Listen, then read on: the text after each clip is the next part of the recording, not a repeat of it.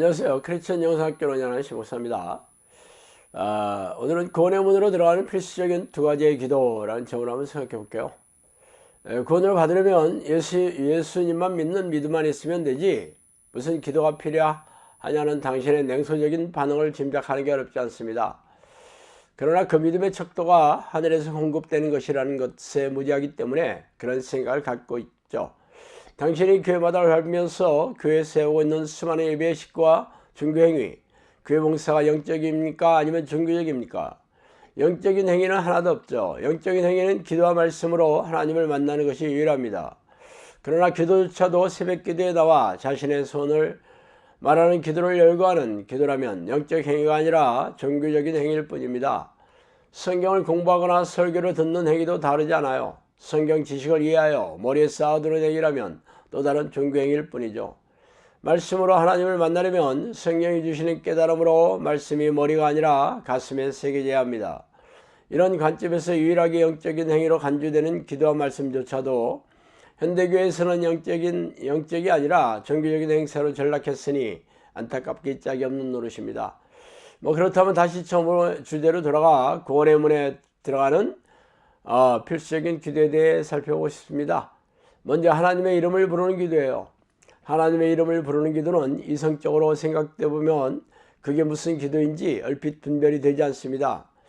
하나님의 이름을만을 부르는 특정한 기도 행위를 말하는 것으로 이해하기 십상이죠. 물론 겉으로는 그럴 수 있어요. 그러나 하나님의 이름을 부른다는 것은 우리가 아는 하나님의 여러 가지 이름, 여호와 하나님, 주님, 아버지, 예수님, 성령님 중에서 선한 이름을 부르는 기도 행위처럼 여겨질 수 있습니다. 그러나 이는 이성적이고 함적인 관점에서는 특별한 의미를 짐작할 수 없을 것입니다. 하나님의 이름에는 놀라운 의미가 숨겨져 있고 하나님은 자신의 이름을 영화롭게 하고 거룩하게 여기는 것이 피조물에 할 마땅한 마음의 자세라고 명령하였습니다. 그래서 하나님의 이름을 부르는 자들만이 백성의 자격이 주어지고 은혜와 능력을 입게 되는 통로라고 말씀하셨어요. 누구든지 주의 이름을 부르는 자는 구원을 받으리로다. 로마서 10장 13절이죠. 하나님의 이름을 부르는 자가 구원을 얻는다는 말씀은 선지자 요엘이 말씀하신 것으로 베드로와 바울이 각각 사도행전과 로마서에서 인용하여 말하고 있는 내용이기도 합니다. 결국 하나님께서 구원받는 믿음이 있는지 확인하는 포인트가 바로 하나님의 이름을 부르는 자인지 아닌지를 보시는 것이에요. 내가 그 3분의 1을 별 가운데 던져 은같이 연단하며 금같이 시험할 것이라. 그들이 내 이름을 부르리니 그들이 들을 것이요 나는 말하기를 이는 내 백성이라 할 것이요 그들이 말하기를 여호와는 내 백성이라 하시리라. 스가랴 13장 9절이죠. 하나님이여 주의 이름으로 나를 구원하시고 주의 이름으로 나를 변호하소서. 시편 54편 1편입니다.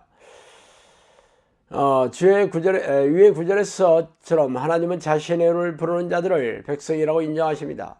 그러므로 당신이 구원의 문에 들어가려면 하나님의 이름을 간절히 부르며 하나님을 찾는 사람이어야 할 것입니다. 자, 두 번째는 예수피를 외치는 기도입니다.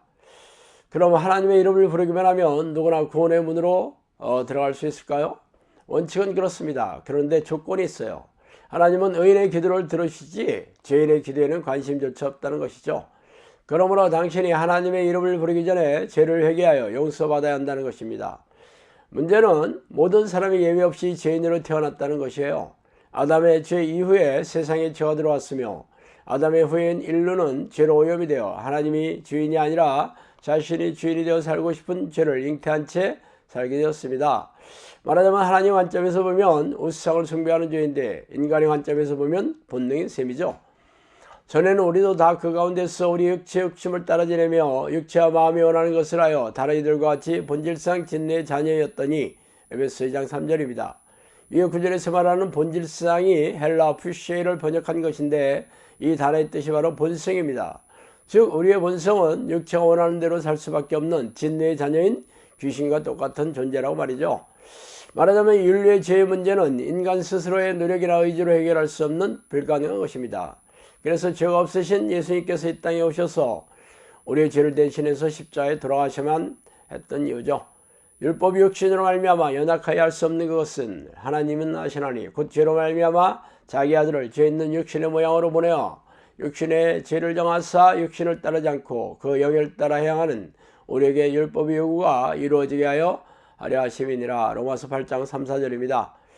하나님은 우리의 육체의 연약함과 부족함을 인해 죄의 문제를 해결하시기 위해 예수님을 십자가에 못 박히게 허락하심으로 율법 이후가 이루어지게 했습니다.